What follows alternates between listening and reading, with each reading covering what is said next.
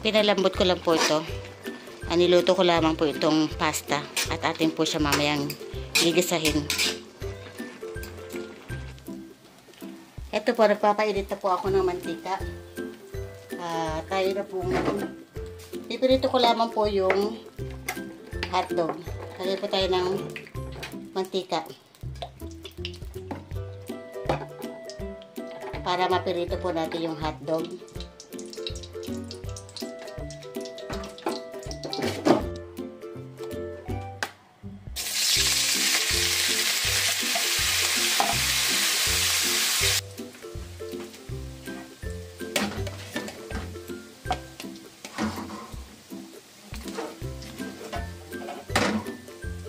Ayun, nagpirito ng hotdog. Doon na rin po tayo mag-isa ng bawang at sibuyas. Lagyan po natin ng star margarine. Wala po akong butter eh. Kaya star margarine na lamang.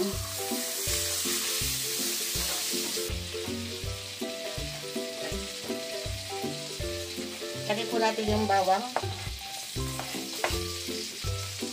at ang sibuyas.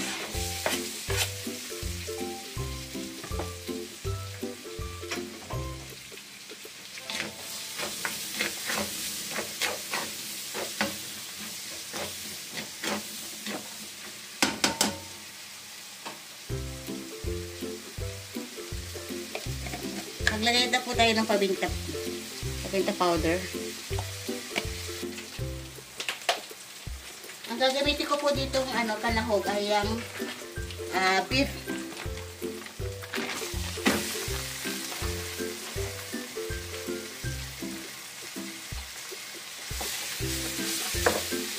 Beef brown po.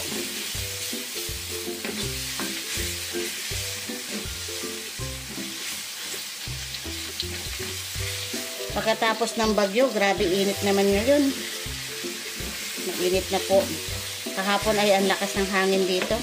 Ngayon naman po, sobra init.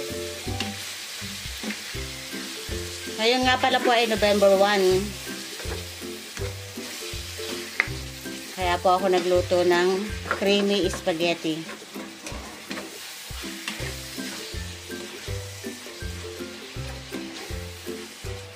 Pag po ako nagluluto ng sauce, naglalagay po ako ng laurel. Parang pinaka-adobo po yan. Tsaka po ng toyo.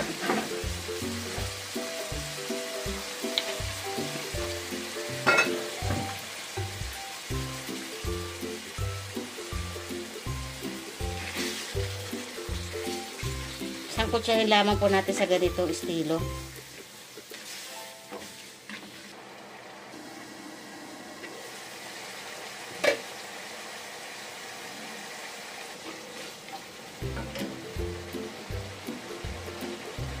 Lagay na po tayo ng liquid seasoning.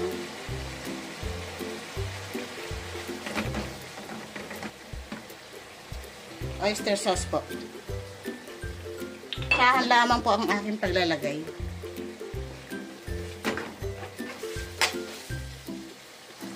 Tapos po lagay po natin itong all-purpose flour. Ay, cream.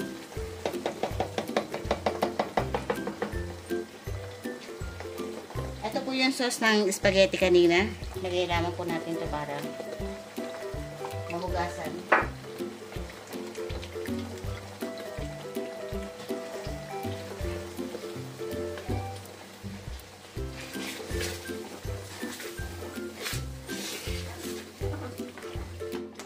Lagay ko na rin po ang spaghetti sauce. Then maglagay po ako ng ketchup.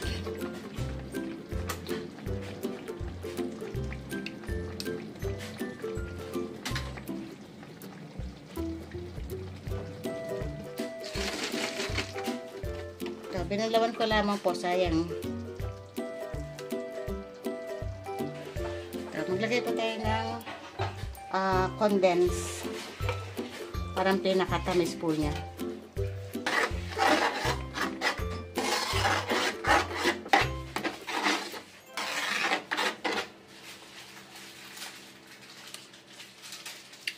Sarap.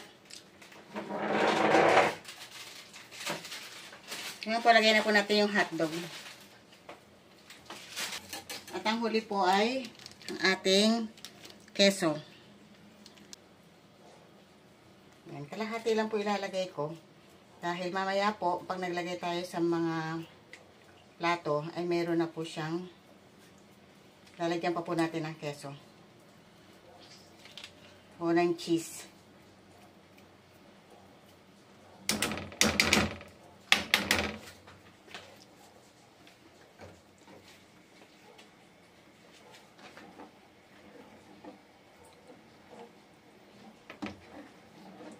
O, makremi po. Hintayin lamang po natin itong kumulo.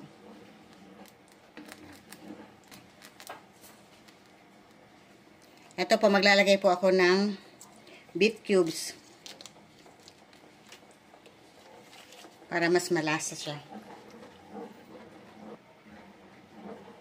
Dagdag pa po tayo ng paminta powder.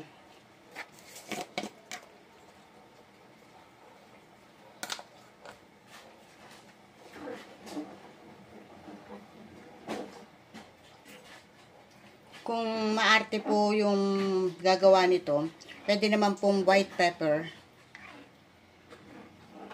Para hindi halata yung black pepper na paminta po na nilagay nyo. Pwede kayong gumamit ng white pepper powder. Yan. Hintayin lamang po natin kumulo ng kumulo. Ito po, nagbawas ako ng sauce. Kasi kung sobra yung sauce nyo, pag magagawa kayo, pwede nyo damihan na yung sauce. Then kapag itabi nyo lang yung, lagay nyo lang po yun sa freezer. Pag malamig na.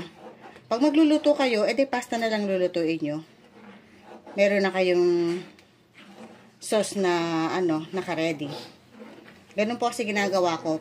Kasi mga bata, mahilig sa spaghetti. Kaya po, pag nagluluto ako, dinadamihan ko na po siya ng sauce. And then, nagtatabi na po ako. Ngayon, lagay na po natin itong ating spaghetti pasta na atin po niluto kanina. Ayan.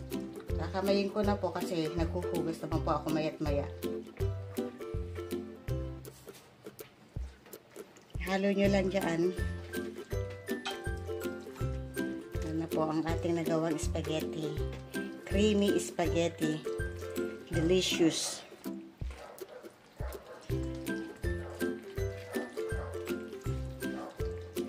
Buti na lang at natapos na ang bagyo bago nagundas. Pwede na siyang, yung mga pumupunta ng sementeryo, at least po, hindi sila mababasa.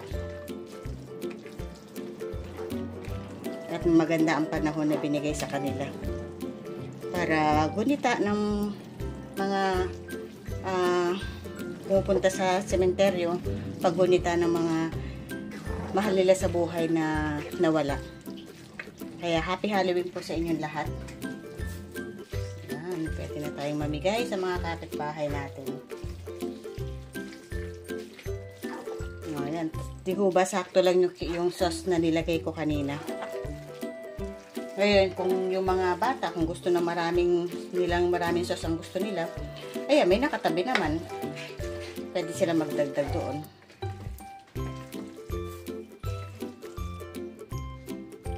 At ito na po ang ating nagawang delicious creamy spaghetti.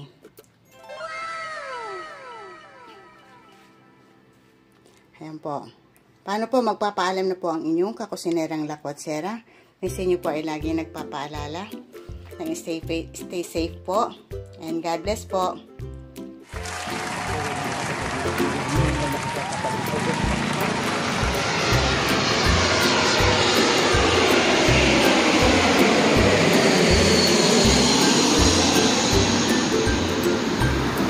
Naliligaw na po kami. Nahanap namin dito yung kay Daddy.